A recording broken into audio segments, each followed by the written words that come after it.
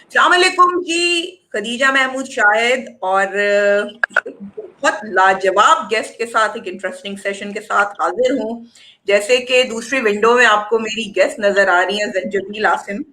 अ, ये जो है ना, जुमला बहुत पुराना हो गया ये कहना कि जी ये किसी तारुफ की मोहताज नहीं और बहुत बड़ा नाम है, क्योंकि ये सब जुमले जो है ना, ये जब हम जंजबील की पर्सनालिटी को देखते हैं तो ये जुमले बहुत छोटे नजर आते हैं। जंजबील इन सब जुमलों से बहुत मावरा हो चुकी है। जंजबील ने बहुत आसमानों की हदें छू ली हैं कि अब ये जुमले जो है ना बहुत छोटे नजर आते हैं। अब तो हम ये कहेंगे कि जी चमन तुमसे इबारत है, बहारें तुमसे जिंदा हैं, तुम्हारे सामने फूलों से मुरझाया नहीं जाता। अच्छा, अब ये है कि लास्ट टाइम भी मैंने इनके साथ एक सेशन किया था और वो इतना लाजवाब था, इतना जबरदस्त था। और मैंने इस वादे पे इनको छोड़ा था कि अब जो नेक्स्ट सेशन मेरा जो होगा वो आपकी जो नया प्रोजेक्ट है उसमें लाजमी आपने मुझे टाइम देना है। And she is such a sweet heart, she is such a nice lady कि मैंने जब इनको रिक्वेस्ट की तो शी सेड बिल्कुल। और मुझे बताने की जरूरत नहीं है कि इस वक्त इनका एक और जो है ब्लॉकबस्टर सीरियल जो है जिसने मकबूलियत के सारे रिकॉर्ड तोड़ दिए। वैसे एक बात है कि जो लिखती हैं कमाल लिखती हैं, छा जाती हैं। मतलब बशर मोमिन लिखा तो लोग पागल हो गए, उसके बाद बला लिखी, चीख लिखी, प्यार के सदक़े लिखा तो लोग सदक़े वारी होना शुरू हो गए, और अब जंजबील आसिम का फितूर जो है वो सबके दिमागों पे छा गया है। जी, मेरा जो मतलब है वो जंजबील आसिम शाह के जो नई ड्रामा सीरियल है फितूर से। तो आइए बात करते हैं हम सबकी बहुत बहुत बहुत पसंदीदा जंजबील आसिम से। लेकिन एक बात मैं बताऊं कि जब तक तो मेरी आपसे मुलाकात नहीं हुई थी तो मैं आपकी तहरीरों की फैन थी। फिर उसके बाद ये जी है कि जब आपसे मुलाकात हुई तो मैं आपकी फैन हो गई। और आपसे उस दिन जो हमारी डिस्कशन हुई उसमें जो सबसे खूबसूरत फेमिनिज्म पे जो बात आपने की थी, उसको देखकर तो मैं यही कहूंगी कि अगर विमेन एम्पावरमेंट की किसी ने जीती जागती मिसाल देखनी है तो वो जंजबील आसिम को देखें, उनसे बात करें, उनके इंटरव्यूज सुने। अस्सलाम वालेकुम जंजबील। वालेकुम अस्सलाम। आपने इतनी मेरी तारीफें कर दी हैं कि मैं तो खुद ही शर्मिंदा हो रही हूँ। नहीं जंजबील, मैं सच बताऊं, मेरा ख्याल है फोन पर भी जब मैं आपसे कहती हूँ ना जंजबील आई रियली लव यू, तो आई रियली मीन इट। कैसी है हाँ, बिल्कुल मैं बिल्कुल ठीक हूँ जी। रंजबीर, ये फितूर क्या है? फितूर बस फितूर है। तो जी जैसे हमने बात की थी कि प्यार के सदक़े की जो महजबीन थी वो जी बेसिकली जंजबील आसिम थी। जी जी। इसमें भी जो इसमें कौन सा कैरेक्टर आप कहते हैं कि हमें जंजबील की कहीं ना कहीं झलक नजर आती है?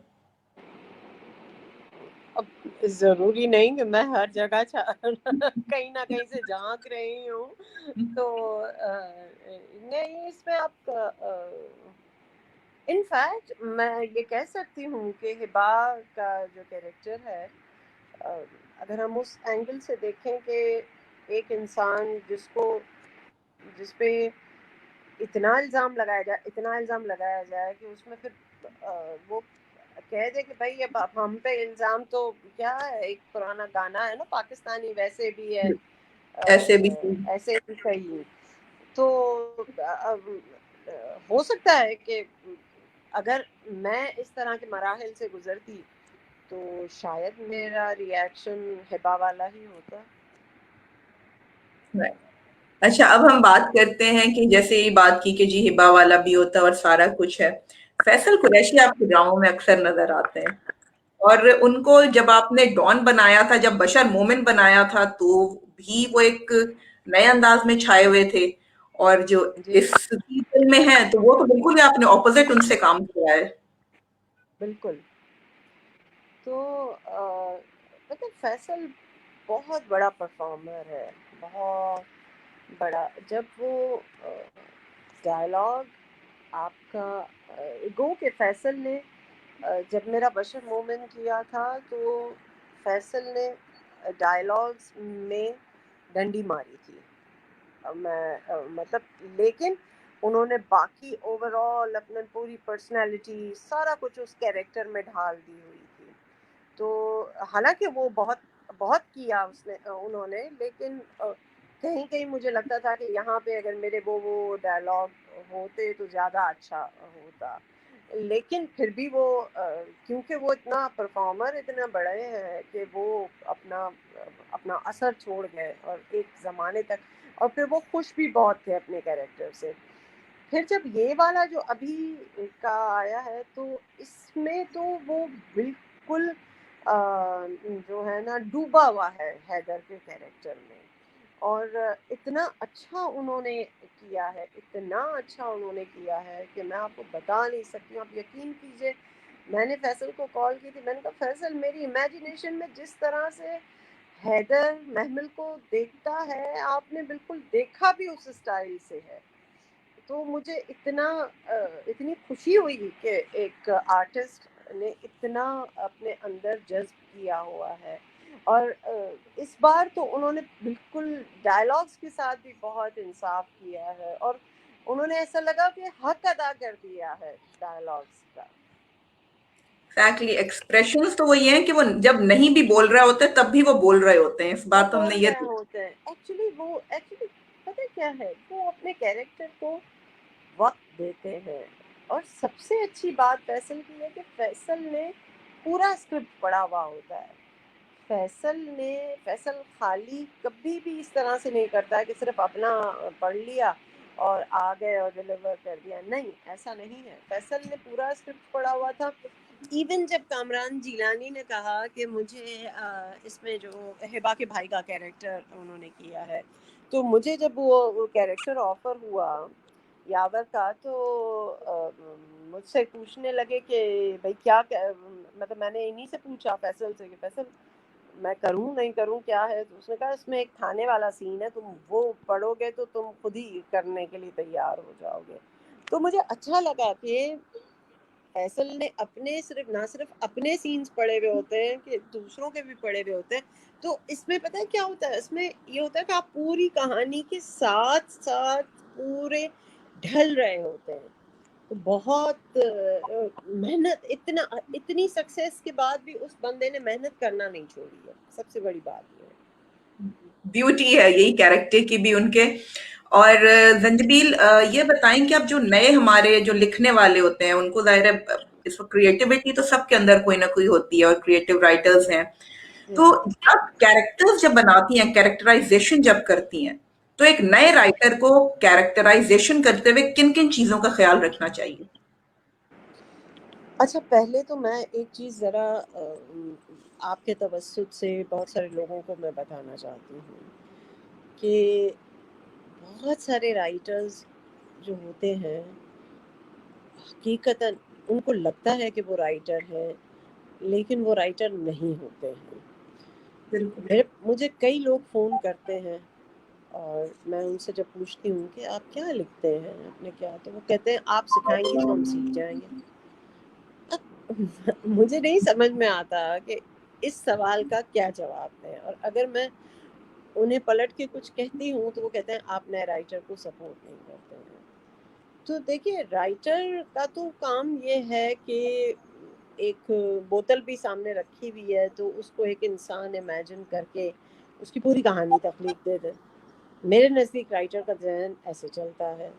मेरे नज़दीक राइटर का जहन ऐसे चलता है कि वो बोले कि वहाँ पे फलां लोग गए होंगे, उन्होंने ये कहा होगा, फिर उन्होंने ये कहा होगा, तो उन्होंने ये कहा होगा। ये पूरी कहानी बैठे बैठे हम बना लें चुटकियों में। ये होता है राइटर। राइट। ठीक है। अच्छा, अब बहुत सारे लोगों ने वो मुझे भी अप्रोच करते हैं, हालांकि वो राइटर नहीं होते हैं। उन्हें एक सीन का पता नहीं होता, वो कैमरा की आंख से इमेजिन नहीं कर सकते हैं। तो उनसे मेरी ये रिक्वेस्ट है कि देखिए, अगर आपने अच्छा, और कुछ ऐसे भी होते हैं जो कहते हैं हमारे पास जबरदस्त कहानी है, आप हमसे कहानी तो सुन लें। कहते हैं ठीक है जी, सुना। अच्छा, अब वो क्या करते हैं कि किसी भी किरदार का फर्जी नाम लेके सारी अपनी जिंदगी की कहानी डाल देते, बता देते हैं ये राइट। होता है तो फिर ये होता है, तो उसका शौहर ऐसा होता है, वो उसे इस्तेमाल करता है, वो उसे ऐसे। मतलब मैं उन मतलब हर इंसान को अपना दुख बहुत बड़ा दुख लगता है, लेकिन जितनी सच्चाई होती है उसमें उतने ही वजन का झूठ भी मिलाना पड़ता है, तब जाके एक ड्रामा बनता है। तो बिल्कुल ऐसा। एक किरदार आपको उठा लें आप, या आपको कैरेक्टर्स इर्द गिर्द से मिल जाते हैं। उन कैरेक्टर्स के हवालों से आपको छोटे छोटे सीन्स बनाने चाहिए कि इस कैरेक्टर की क्या खूबी है, ये परेशानी में क्या करता होगा, या अगर अच्छा कुछ चीज़ें ऐसी भी होती हैं जो राइटर को पता होती हैं लेकिन वो उनके स्क्रिप्ट में नहीं आ रही होती हैं। बिल्कुल। तो मैंने एक्चुअली मेरी ट्रेनिंग, मुझे ट्रेन किया नूरुल हुदा शाह ने, तो मैं जाहिर है कि मुझे तो कुछ किस्मत से उनके हाथ मिल गए, उन्होंने मुझे मांझा बहुत खूबसूरती से। तो इस वजह से वो बताती थी कि मतलब अगर आपने दिखाना है कि एक खुद परस्त औरत है तो खुद परस्त औरत क्या क्या करती है। खुद परस्त औरत शौहर से तारीफ करवाएगी, खुद परस्त औरत पड़ोसियों से तारीफ करवाएगी, खुद परस्त औरत कहाँ भी जाएगी आईने में देखेगी, ये करेगी वो करेगी। बस उन्होंने एक बार मुझे ये पूरी चीज़ समझा दी थी। तो फिर इस तरह से मेरे कैरेक्टर्स बनना शुरू हो गए। तो और दूसरों को भी जो भी कहानी बनाना चाहें वो कैरेक्टर बनाएंगे तो कहानी दौड़ेगी, खुद ही कैरेक्टर खुद लेके चलेगा। बाकी आप कहानी बना के और उसमें लोगों को फिट करेंगी और कहेंगी कि ये मेरा कैरेक्टर है, तो मेरे ख्याल से फिर कहानी आगे चलाना बहुत मुश्किल हो जाती है। नहीं, यही एग्जैक्ट मैं आपसे यही चीजें चाह रही थी कि मैं कुछ पूछूं भी कि जो नए आने वाले हैं वो अक्सर मतलब डिस्कशन कर रहे होते हैं तो बात करते हैं जी हम राइटर बनना चाहते हैं, हमारे पास बहुत कहानियां हैं। तो मेरे लिए ये बहुत इंपॉर्टेंट था कि मैं आज आपसे ये भी पूछूं कि अगर एक नया राइटर है, वही आपने कहा कि राइटर बना नहीं जाता, राइटर होता है, जी और उसको किन किन चीजों का ख्याल रखना चाहिए। हाँ। अच्छा रंजबीर, ये भी गाइड कीजिएगा जो हमारे देखने वाले हैं, first you such a big name, और इतना बड़े नाम से अगर वो कुछ सीखेंगे तो उनके लिए आगे चल के बहुत आसानियां होंगी। स्क्रीन प्ले क्या होता है, और क्या स्क्रीन प्ले भी आप खुद लिखती हैं या स्क्रीन प्ले कोई और लिखता है, क्या होता है? मुझसे कुछ लोगों ने क्वेश्चन किया था ये। नहीं नहीं, स्क्रीन प्ले तो खुद लिखना पड़ता है एक्चुअली। राइट। बहुत सारी राइटर्स नहीं भी लिखती हैं, वो सिर्फ एक सिनेरियो दे देती हैं। लेकिन अच्छा डिपेंड करता है, कोई कोई कहानी स्क्रीन प्ले वाली होती है, कोई कोई कहानी डायलॉग वाली होती है। अब ये बहुत सारी चीज़ें ऐसी हैं जो मुझे वक्त के साथ साथ पता चल रही होती हैं। तो अच्छा, और कुछ स्टोरीज ऐसी होती हैं कि एक जगह रुकी हुई कहानी होती है बिल्कुल। और सिचुएशंस ला के कैरेक्टर्स के थ्रू, वही मैं कह रही हूँ, डायलॉग वाली कहानी हो रही होती है। और कुछ हैपनिंग वाली कहानी होती है, फिर हुआ फिर ये हुआ फिर ये हुआ फिर ये हुआ फिर ये हुआ, ये वाली होती है कहानी होती है। तो स्क्रीन प्ले जिस जिस कहानी के रिक्वायरमेंट होता है वहाँ देना ज़रूरी होता है। और कहीं कहीं तो कहानी में जहाँ सिचुएशंस बहुत ज़्यादा हैं तो ज़ाहिर है कि आपको फिर वो कहानी दौड़ानी पड़ती है। उसमें मुख्तसर स्क्रीन प्ले होता है, मामूली सी इंस्ट्रक्शंस होती है कि वो ये कह रहा है, वो ये कह रहा है, ये कह रहा है, ये कह रहा है, ये कह रहा है। लेकिन एक एक जो होता था पहले, होते थे screen place, symbolic screen place बिल्कुल। जो होते थे। तो वो चीज़ें अब इतना क्योंकि हमारा जो टीवी का ऑडियंस है, अब तो बट भी तो बहुत सारी चीज़ें गई हैं ना। अगर कोई चीज़ आपने वेब पे दिखानी है तो फिर तो आप स्क्रीन प्ले पे प्ले करेंगे। अगर आपने ड्रामे के चैनल पे दिखानी है तो वो वोकल मांगते हैं, राइट। उनको आप समझाएं। आप खाली सीन से अगर दिखा देंगी कि उसका मूड ऑफ हो गया है तो नहीं व्यूअर को समझ में आएगा। उसको मूड ऑफ होने का एक जुमला बताएगा कि दफा करो, अब मैं नहीं बात करती। किसी ना किसी राइट। स्टाइल से आपने वो चीज रजिस्टर करानी है। तो फर्क है इन दोनों चीजों में। तो लेकिन मैं अपना खुद ही लिखती हूँ स्क्रीन लिखती हैं और ऐसा लिखती हैं कि बस फिर प्ले। कमाल कर।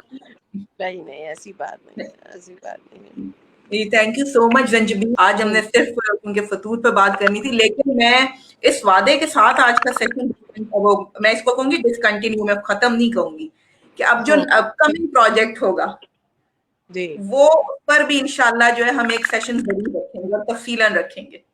जरूर जरूर करेंगे।